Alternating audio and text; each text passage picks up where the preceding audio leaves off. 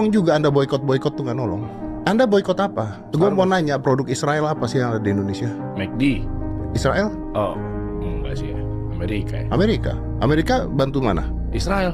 Bantu Israel. Katanya begitu. Ya boikot dah produk Amerika. Jangan lo pakai nih, Mike. YouTube, jangan pakai YouTube. Nggak bisa. Pola berpikirnya nggak seperti itu. Justru gunakan apa media yang kita ada untuk menyuarakan. Udah. גדול מאוד. זה עדיין לא סופי. אנחנו עובדים על כך במרץ, ואני מקווה בעזרת השם שבימים הקרובים, עוד במהלך חג הסוכות, אוכל לבשר לכם על השבת כל חטופינו, החיים והחללים כאחד, בפעימה אחת, כשצה"ל נשאר בעומק הרצועה ובשטחים השולטים בה. בתחילת המלחמה היה בכיר מאוד במערכת הביטחון שאמר, ספק אם נוכל להחזיר אפילו חטוף אחד חי. אפילו חטוף אחד. לאורך כל המלחמה היו גם כאלה שטענו ללא ערף שלא נוכל לקבל את כל החטופים בלי לבצע נסיגה מלאה ומוחלטת מהרצועה. אני סברתי אחרת ופעלתי אחרת. בזכות ההחלטות הנחושות שהובלתי יחד עם הממשלה ובזכות גבורת לוחמינו שלחצו את החמאס, השבנו עד היום 207 מחטופינו. אבל מעולם לא ויתרתי על יתר החטופים. מעולם לא ויתרתי גם על השגת יתר מטרות המלחמה. כפי שאמרתי לחטופים, שפניתי אליהם באופן ישיר מעל בימת האו"ם, לא שכחנו אתכם אפילו לא לרגע. לאורך כל המלחמה, רעייתי ואני נפגשנו עם משפחות החטופים. ראינו את הכאב שלהם, שמענו את הסבל שלהם, ואנחנו שותפים לתפילות שלהם, שבקרוב יחבקו את יקיריהם, ומשפחות החטופים החללים יוכלו להביא את יקירינו, לקבר ישראל. כדי להחזיר את 48 חטופינו הנותרים, הנחיתי לפני כמה שבועות את צה"ל להיכנס למעוז החשוב ביותר של החמאס, העיר עזה. במקביל, תיאמתי עם הנשיא טראמפ וצוותו מהלך מדיני שהפך בן רגע את הקערה. במקום שישראל תבודד, החמאס מבודד. וכתוצאה מהלחץ הצבאי העצים שהפעלנו והלחץ המדיני, החמאס נלחץ להסכים לתוכנית שהבאנו. בשלב הראשון, החמאס ישחרר את כל חטופינו, וכוחות צה"ל יפרסו מחדש באופן שצה"ל ימשיך להחזיק בכל השטחים השולטים בעומק הרצועה. אני שומע שיש כאלה שאומרים היום שהחמאס היה מוכן כבר לפני שנה או אפילו לפני שנתיים לשחרר את כל חטופינו מבלי שניסוג נסיגה מלאה מהרצועה. טוב, אני אומר לכם, זה פשוט שקר. מה שהביא את השינוי בעמדת החמאס זה אך ורק הלחץ הצבאי והמדיני שהפעלנו. בזכות התמיכה הרבה שקיבלתי מכם, אזרחי ישראל, ובזכות גבורת לוחמינו, עמדתי מול לחצים אדירים מבית ומן החוץ, להפסיק את המלחמה ולהיכנע לתכתיבי החמאס. אתם יודעים מה היה קורה אז? היינו יוצאים מעזה כמעט ללא שום הישג. לא היינו נכנסים לרפיח ומשתלטים על ציר פילדלפי, ובכך עוצרים את כל האפשרות להכניס נשק לרצועה. לא היינו מחסלים את תניה, סינואר, דף, נסראללה. לא היינו מביאים למיטוט משטר אסד ושבירת ציר הרשע של איראן.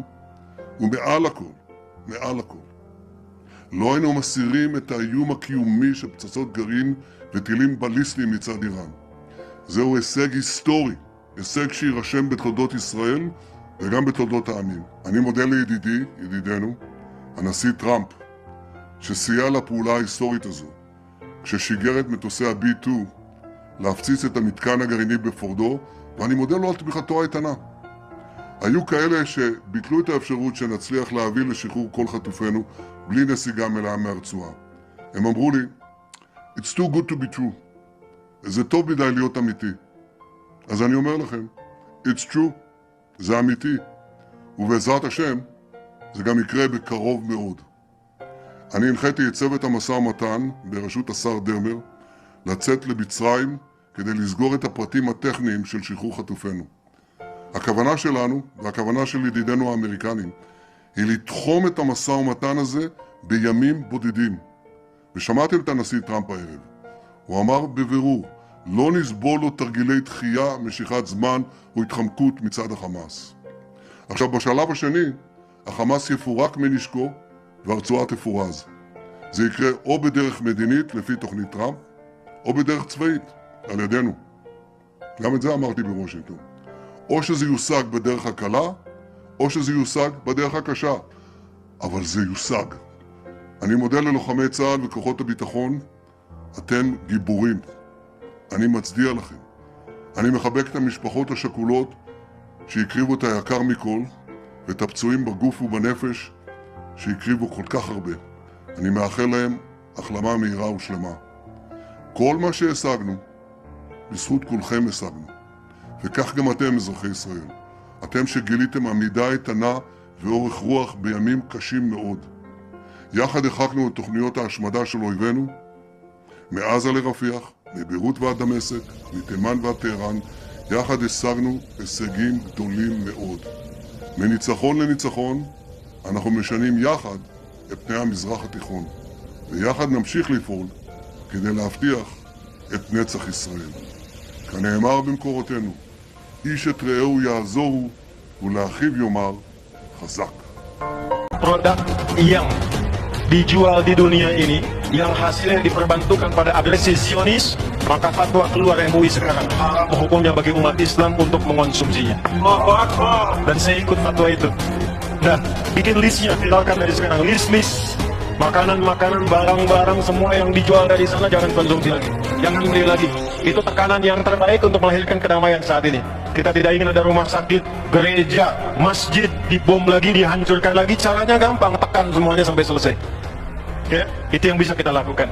Karena itu, kalau ingin mengatakan kesimpulannya akar konflik di Palestina, maka kembali kepada hayalan para Zionis itu, hayalan mereka, yang mereka menduga bahwa dengan menghadirkan kekuatan militer, kekuatan ekonomi menguasai dunia, dengan mengeksploitasi area Masjidil Aqsa untuk bisa mendatangkan kekuatan dan kedamaian, yang terjadi justru sebaliknya. Itu akar konfliknya yang mengarah kepada masa-masa yang lampau.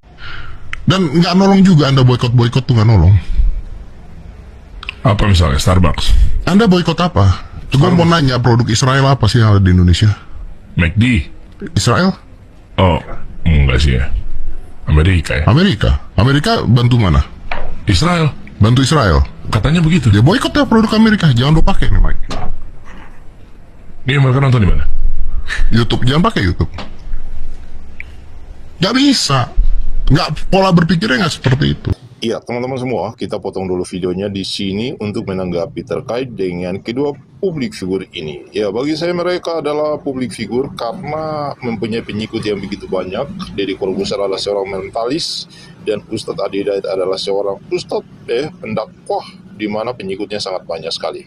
Nah, keduanya silang pendapat dan ada pro, ada yang kontra terkait dengan program MUI, ya, yaitu pemboikotan produk-produk bangsa Israel. Wow, ini sangat luar biasa sekali.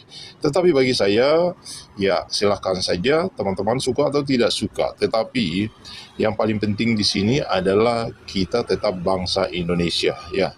Apapun yang kita melakukan terhadap bangsa Israel untuk menghentikan agresi bangsa Israel, yaitu menginvasi Palestina, tentunya mungkin tidak cukup dengan memboikot produk-produk Israel. Karena bagi saya, mungkin saja Indonesia sudah terlambat memboikot produk-produk bangsa Israel. Ya, produk-produk bangsa Israel mungkin sudah merajalela di Indonesia dan saat ini kita mulai sadar untuk memboikotnya. Nah, karena itu statement terbaru dari Benjamin Netanyahu kemarin, ya, saya sudah bahas, yaitu Benjamin Netanyahu mengatakan bahwa ya saat ini kalian mempunyai HP, maka kalian sudah menjadi bagian dari bangsa Israel. Kalian punya makanan atau tomat cherry atau apapun, ya mungkin kalian sudah menjadi bagian dari bangsa Israel. Ini sangat menggemparkan publik. Apakah ini bahasa pembungkaman terhadap ya negara-negara yang mayoritas Islam yang menyuarakan pemboikotan terhadap produk-produk Israel? Tentunya ya, kalau kita berasumsi ya ini bisa ditujukan kepada Indonesia juga teman-teman. Nah, karena itu saya beranggapan bahwa silahkan saja karena kita adalah orang-orang yang memang suka dengan kedamaian, ya, perdamaian, ya. Apalagi undang-undang kita jelas bahwa penjajahan di atas dunia harus dihapuskan. Nah, karena itulah yang menjadi dasar ya pemerintahan kita untuk terus menyuarakan kebenaran, keadilan agar Israel menghentikan penjajahannya di atas tanah Palestina, seperti itu teman-teman. Nah, karena itu kita juga akan mendengarkan ya sedikit pernyataan dari beberapa orang yang pro dan juga kontra terkait dengan program-program MUI, yaitu untuk menghentikan agresi bangsa Israel, maka ekonominya harus dilumpuhkan, ekonominya harus dihentikan, seperti itu. Tapi bagi saya, Israel tetap Israel, dia adalah negara makmur. Iya, mengapa saya mengatakan demikian?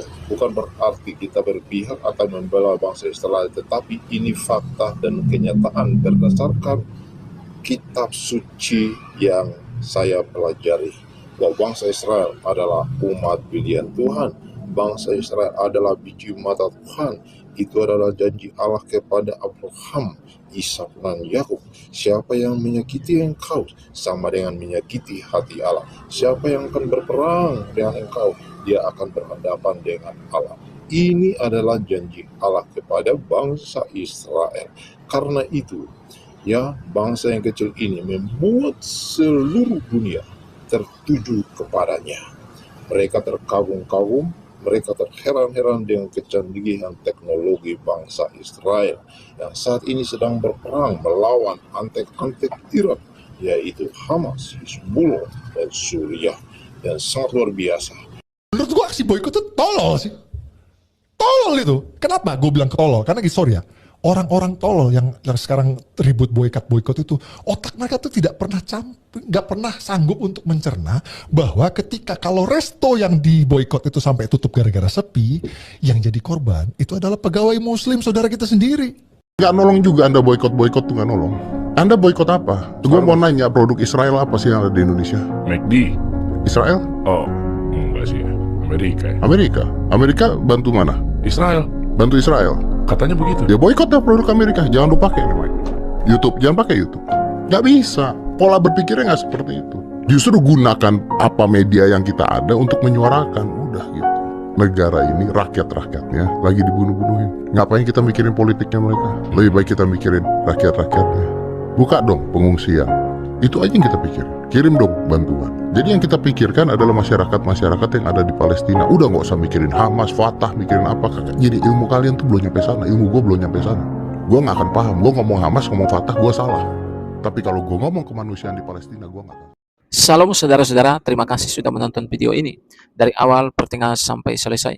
Kiranya Tuhan Yesus memberkati kita semuanya. Amin. Baru saja kita mendengarkan apa yang disampaikan oleh Om Ded. Bagaimana Om Deddy mengatakan bahwa cara berpikir kita itu salah ketika kita melakukan sesuatu, yaitu untuk memboikot produk Israel. Dan cara seperti itu bukanlah cara berpikir yang cerdas.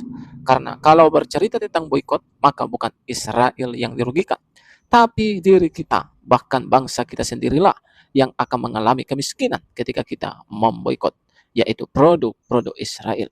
Seperti HP Android, seperti YouTube, itu milik orang Amerika, dan itu milik orang-orang Yahudi. Lalu, kalau kita memboikot, kenapa kita hanya memboikot sebagian saja? Boikot itu YouTube, boikot itu Android yang ada di tangan kita, itu buatan Israel. Nah, jadi apa yang disampaikan oleh Om Deddy Corbuzier ini bisa mencerdaskan kita, ya, agar kita itu sedikit-sedikit jangan membuat narasi ya untuk menjatuhkan Israel, tetapi narasi yang kita bangun itu adalah narasi yang bisa dikatakan bodoh, ya. Karena seharusnya kita sebagai warga negara, kita berterima kasih kepada Israel, ya, tentang produk-produk yang diciptakan mereka. Itu bukan hanya menguntungkan orang-orang Yahudi, tapi itu juga menguntungkan negara kita, menguntungkan diri kita secara pribadi, bahkan menguntungkan negara-negara yang ada di dunia ini. Ya, seharusnya kita berterima kasih. Bagaimana seperti mobil listrik, bagaimana seperti mikrofon, itu kan buatan orang Yahudi. Seharusnya kita berterima kasih, bukan malah kita dengan sok-sokan, dengan merasa sombong, boikot itu semua. Itu kan cara berpikir kita itu tidak tepat. Ini artinya kita mempermalukan diri kita sendiri. Ya, itulah sebabnya. Makanya di dalam diri kita itu kita harus membuang yang namanya kebencian. Karena kebencian membuat seseorang tidak adil lagi. Bahkan kebencian membuat orang tidak berpikir lagi secara waras. Kalau boleh saya katakan ya teman-teman. Nah, ini perlu kita sampaikan ya. Kiranya saya berharap video yang saya bagikan ini boleh mencerdaskan kita semua. Sehingga kita sebagai warga negara NKRI ini menjadi orang-orang yang cerdas. Bukan hanya berguna bagi diri kita, tetapi juga berguna bagi negara, bagi bangsa kita tentunya, yaitu Indonesia, negara yang kita cintai. Nah, itulah tentunya harapan dan doa kita agar kedamaian, agar kelimpahan, agar hal yang luar biasa terjadi bagi negara kita Indonesia.